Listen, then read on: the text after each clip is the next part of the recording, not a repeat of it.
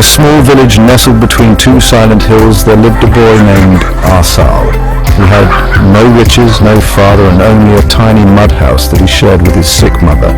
Every day Arsal, a little boy, would wake up at dawn, sell firewood in the bazaar, and return home with just enough coins to buy a little bread and medicine. But Arsal never complained. He was sharp, kind-hearted, and full of curiosity. Arsal, the little boy, loved solving puzzles and thinking about big questions. Why do stars twinkle? Why do people lie? Is there a way to be happy without money? One evening, while gathering wood near the edge of an old, crumbling ruin outside the village, Arsal, the little boy's foot, struck something hard in the dirt. Arsal, the little boy, dug through the dry earth and uncovered a strange object. It was an old brass lamp, dull with dust and age. His heart leapt. A genie? A wish? Just like the stories, Arsal, the little boy, rubbed the dusty lamp eagerly. Nothing happened. Disappointed, he sighed, but then a voice whispered from the lamp, not loud, not booming, but calm and wise. Only the wise and honest may unlock my secret. Will you try? Arsal's eyes widened. Who are you? He whispered. I am the Keeper of Riddles. If you answer my 3 riddles truthfully and wisely, you may find what you truly seek. Arsal, the little boy, sat down, heart pounding. I'm ready. I speak without a mouth. I travel farther than feet. I grow when given, die when withheld. What am I? Arsal, the little boy, furrowed his brow. It sounded like a puzzle from one of his old books. He thought hard, then softly said, a secret? No. A smile? Then he smiled himself, a kind word, a kind. Correct, said the lamp voice. Kind words cost nothing, yet they travel far. Remember this, true wealth is how you treat others. The next night, Arsal, the little boy, returned with the lamp. I walk with you but cannot be seen. I strengthen when you are honest and vanish when you cheat. What am I? This one was harder. Arsal, the little boy, stared at the sky, thinking, a friend? No, a shadow. Then he remembered how he once lied about finding a coin, and it had made him feel terrible inside. Your conscience?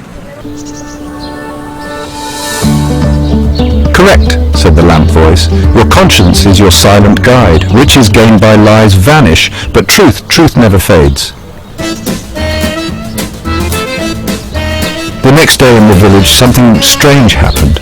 Arsal, the little boy, found a pouch full of silver coins near the well. No one was around. His heart raced. He could take it. It would buy medicine, warm blankets, food for weeks. But he remembered his father's words. Truth never fades.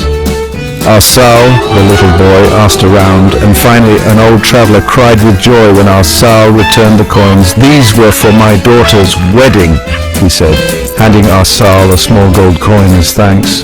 Arsal didn't want a reward, but that night, when he held the lamp voice returned with warmth. You have passed the test not with answers, but with actions. Now the third riddle awaits. I do not glitter, yet I shine. I cannot be spent, yet I make others rich. I am buried deep, but not in the ground. What am I? Arsal, the little boy, sat in silence.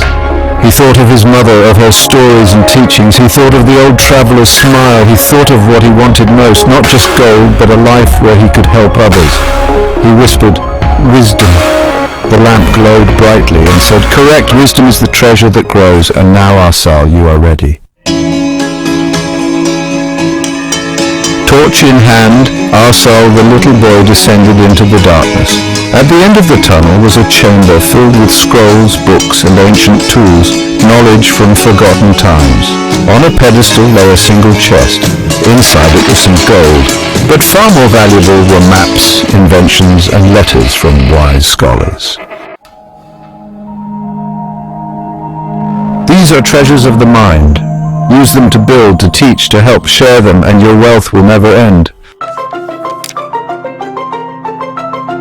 Arsal, the little boy, didn't take the gold, he took the books. Over the months he studied, invented and taught others. Soon the village changed. Better tools, cleaner water, a school for children. People asked, how did Arsal do this? He only smiled and said, I just answered a few riddles. Years passed.